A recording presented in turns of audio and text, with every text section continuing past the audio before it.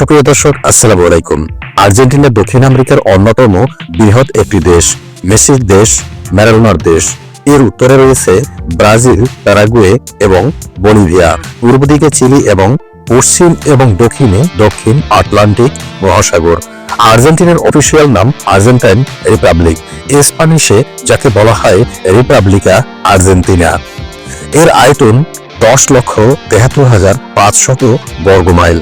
আয়তনের ভিত্তিতে আর্জেন্টিনা পৃথিবীর অষ্টম বৃহত্তম দেশ এবং এটি দক্ষিণ আমেরিকার দ্বিতীয় বৃহত্তম। এর রাজধানীর নাম হচ্ছে বুয়েনোস আয়ার্স। আর্জেন্টিনার 23টি প্রদেশ রয়েছে। প্রিয় দর্শক, অন্তরালের এই ভিডিওতে আমরা জানবো আর্জেন্টিনা সম্পর্কে জানা অজানা নানান তথ্য ও এর ইতিহাস সম্পর্কে। সঙ্গে থাকুন শেষ পর্যন্ত।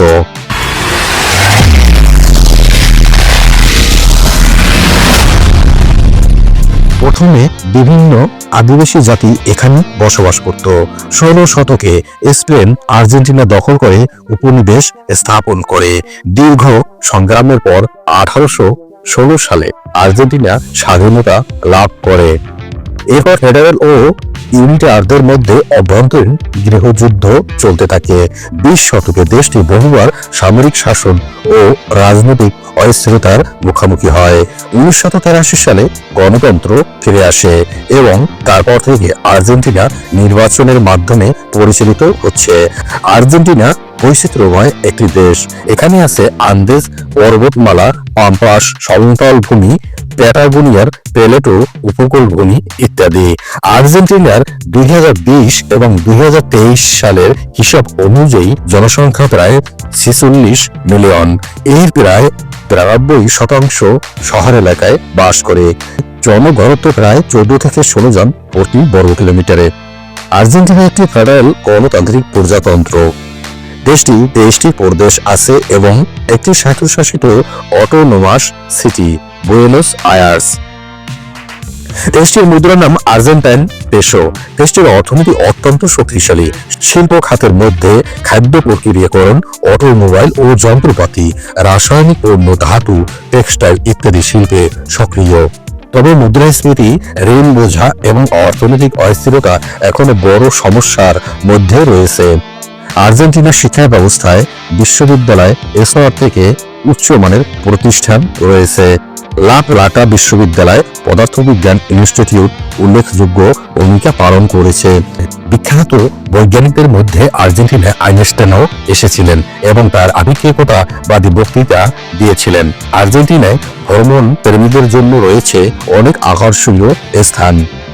ইগুয়াজু জলপ্রপাত অত্যন্ত চমৎকার এবং বিশাল জলপ্রপাত। প্যাটাগোনিয়া অঞ্চল যেখানে আছে বরফ, হিমবাহ, মাউন্ট অ্যাকনকাগুয়া ইত্যাদি। বারিলোস অ্যাডভেঞ্চার ট্যুরিজম, লেক, পাহাড়, চকোলেট শহর হিসেবে পরিচিত। বুয়েনোস আয়ার্স নিজেই এক সাংস্কৃতিক কেন্দ্র। আর্কিটেকচার, নৃত্য যেমন ট্যাঙ্গো নৃত্য, রেস্তোরাঁ, তথ্যবল, পুরাতন ভবন ইত্যাদি রয়েছে এখানে।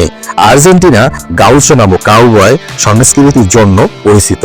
পাম্পাস সমতল ভূমিতে ঐতিহ্য খুব প্রবল। এখানে মেটে নামের একটি চা সংস্কৃতি আছে। এটি ছোট কাপে এক ধরনের চা পরিবেশন করা হয় এবং মানুষ একই কাপ ভাগ করে পান করে।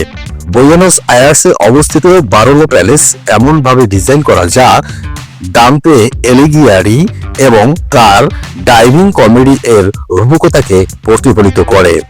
আর্জেন্টিনা সম্পর্কে এমন কিছু বিষয় জানা যাক যা আজকের ভিডিওটি আরো বৈচিত্র্যময় করে তুলবে।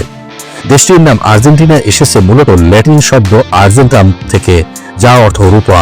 যদিও দেশটির মূল্যবান খনিজগুলির একটি বড় উৎস, এটি মূলত পশুপালন এবং শস্য উৎপাদনের জন্য বিখ্যাত ছিল।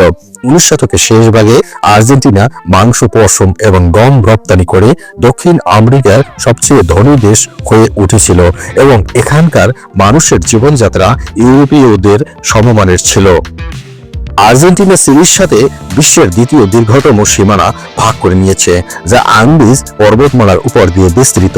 বিশ্বের সর্বোচ্চ পাহাড় অ্যাকনকাগুয়া আর্জেন্টিনায় অবস্থিত, যা আন্দিজ পর্বতমালার একটি অংশ। বিশ্বের সর্বনিম্ন জলপ্রপাত ইগুয়াজু ফলস আর্জেন্টিনায় অবস্থিত। বিশ্বের সর্বনিম্ন শহর উসুয়াইয়া আর্জেন্টিনায় অবস্থিত। আর্জেন্টিনা ট্যাঙ্গো নৃত্যের জন্মভূমি ট্যাঙ্গোতে। আবেগময় এবং আইকনিক নৃত্য আর্জেন্টিনায় উৎপত্তি হয়েছিল বিশেষত ঊনবিংশ শতাব্দীর শেষ ভাগে বুয়েনোস আইরেস এবং মন্টেভিডিওর প্রাণবন্ত বন্দর এলাকায়। আফ্রিকান, ইউরোপীয় এবং আদিবাসী প্রভাবের সংমিশ্রণ থেকে বিকশিত হয়। ট্যাঙ্গো অঞ্চলটির বিবিধ সাংস্কৃতিক ঐতিহ্য সামাজিক গতিশীলতার প্রতিফলন হিসাবে আবির্ভূত হয়েছিল। এই নৃত্যের ছন্দ, জটিল পায়ের কাজ এবং অংশীদারদের মধ্যে ঘনিষ্ঠ সংযোগ সহ নানান কারণে দ্রুত জনপ্রিয়তা অর্জন করে এবং আর্জেন্টাইন সাংস্কৃতিক সমার্থক হয়ে ওঠে। আজ ট্যাঙ্গো তার কামুকতা, আবেগ এবং সমৃদ্ধ সঙ্গীত ঐতিহ্য দিয়ে বিশ্বব্যাপী দর্শকদের মুগ্ধ করে চলছে। আর্জেন্টিনা খেলাধুলা, বিশেষত ফুটবলের প্রভাব প্রচুর। লিওনেল মেসি, ডিয়েগো ম্যারাডোনা তাদের মতো কিংবদন্তি খেলোয়াড় এসেছে এই দেশ থেকে। 1978 সালে ফিফা বিশ্বকাপে প্রথম টাই ব্রেকার চালু করা হয়েছিল, যা মূলত আর্জেন্টিনার বিশ্বকাপ জয়কে কেন্দ্র করে শুরু হয়।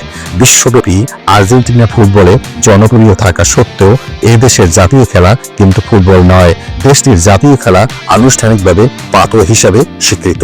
পাতো আর্জেন্টিনার একটি ঐতিহ্যবাহী খেলা যা পোলো এবং বাস্কেটবলের উপাদান একত্রিত করে এবং ঘোড়ার পিঠে খেলা হয়। খেলাটিতে দুটি দল ঘোড়ায় চড়ে একটি উল্লম্ব কোর্টের মধ্যে দিয়ে বল নিক্ষেপ করে গোল করার জন্য প্রতিদ্বন্দ্বিতা করে। পাতোর আর্জেন্টিনার গভীর ঐতিহাসিক শিকড় রয়েছে এবং 1953 সালে আনুষ্ঠানিকভাবে জাতীয় খেলা ঘোষিত হয়েছিল। এটি গুরুত্বপূর্ণ সাংস্কৃতিক গুরুত্ব রাখে এবং প্রায়ই উৎসব উদযাপন এবং জাতীয় ছুটির দিনে এই খেলাটি খেলা হয়।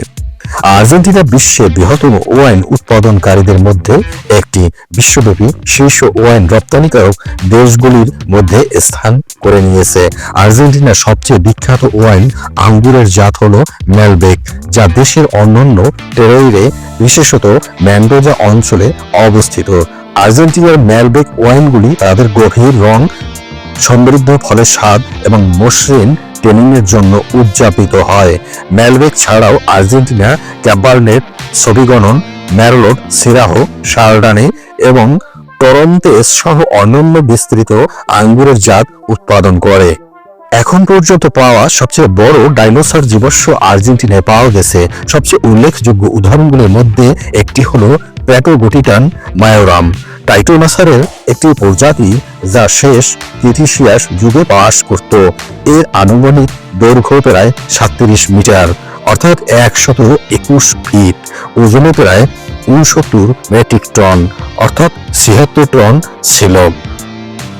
বন্ধুরা, এই ছিল আমাদের আজকের আয়োজন। ভিডিওটি কেমন লাগলো এবং আপনাদের কোনো মতামত থাকলে তা অবশ্যই কমেন্ট করে জানাতে ভুলবেন না। আর সেই সাথে লাইক, শেয়ার এবং অবশ্যই আমাদের চ্যানেলটি সাবস্ক্রাইব করে রাখবেন। আর এই মুহূর্তে ভিডিওটি যদি আপনি ফেসবুকে দেখেন তাহলে অবশ্যই পেজটিতে লাইক অথবা ফলো দিয়ে রাখুন। ভালো থাকবেন, সুস্থ থাকবেন। আজ এ পর্যন্তই। আল্লাহ হাফেজ।